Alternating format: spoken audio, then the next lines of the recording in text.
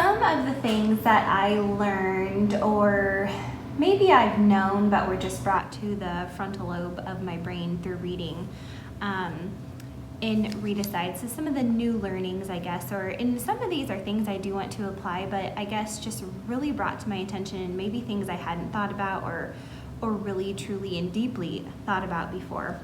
But to start, on page 7, the quote here, it's quoted, "We are developing test takers at the expense of readers." And I think that is insanity. We truly are. We're taking away some of the most practical things in education just to teach to a test, and it just doesn't make any sense. Something that I learned from Kelly Gallagher was on page 22, a little bit before that too, but it kind of summarized the page paradox that he was talking about, and he had the charts and the graphs explaining some of those things. But all in all, it's, you know, we're trying to treat our struggling students with reading, and we do all these things that we think are working, and they're not.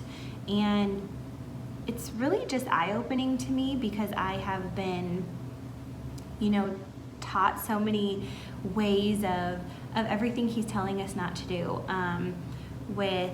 And there's a part that comes a little bit later, but he talks about how he was reading a novel with the students, and it was like, oh my gosh, there's no worksheets, there's no sticky notes, there's none of this, none of that, and they actually, you know, gain more information and have better comprehension from that. So what we're doing, you know, with our struggling readers and all of these tactics and stuff, it's really not making things better.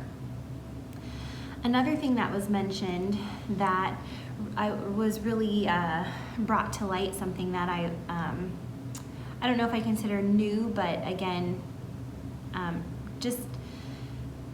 just brought to my knowledge. But when it said on page 34, it was, "We are cutting valuable curriculum to teach reading." And so many of our standardized tests are all about everything in our science classes, our social studies classes. And so it was just crazy to me, and it's just something to think about, and in conversations that I've never had before that I think really, you know, truly need to be had. And that kind of connects with something on page 38. And Kelly Gallagher says, "If we are serious about building strong readers, we need to be serious about building strong knowledge foundations in our students." So we need to stop cutting, you know, the content area that matters most.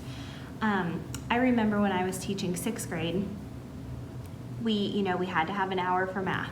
We had to have an hour and a half for reading, and that's not including like the RTI chunks that we had during the day, as you know, before it's changed to MTSS, but that's what it was called at the time.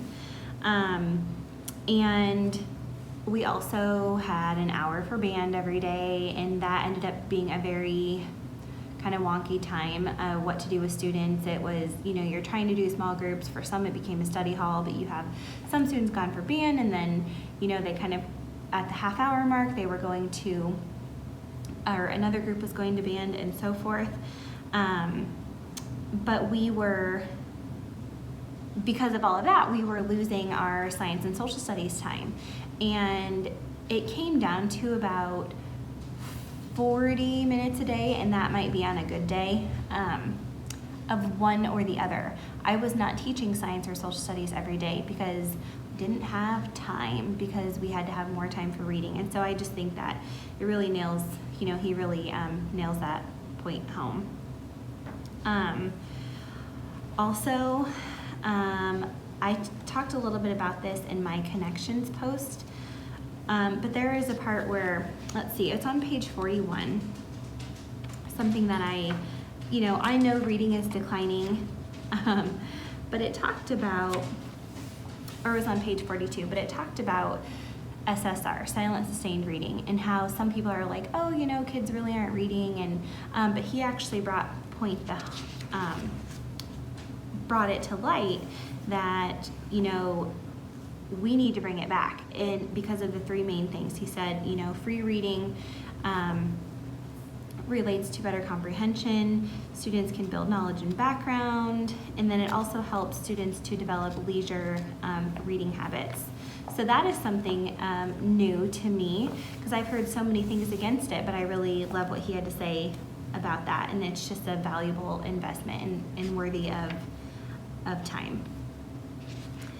And then connecting a little bit to what I just said, on page 74, he talked about the students within that study, and it's like, oh my gosh, there's no worksheets, there's no sticky notes, there's, we're missing all of these things, like this isn't good teaching and so forth. But it made me think about, there is, if you guys know Cult of Pedagogy, Jennifer Gonzalez is the author of that website, and she writes books, and she's a keynote speaker all over and so forth. But she wrote an article called Frickin' Packets, and it just talks about how worksheets do not teach students. And a lot of times teachers are thinking that they have to use all of this stuff because it's what their district provides for them. But we don't, and especially when it comes to reading, just be authentic, be real, and so forth. Another thing that I truly learned from Kelly in Readicide is the 50-50 approach. While there needs to be some guidance, like I loved his idea of how to have like academic versus recreational reading. And in his classroom, students should always have two books. One where the teacher is guiding it, and then the other for recreation. And I just think a lot of the information that he shares helps bring things to light and get students back to reading. So those are some of the new things that I have acquired from Readicide.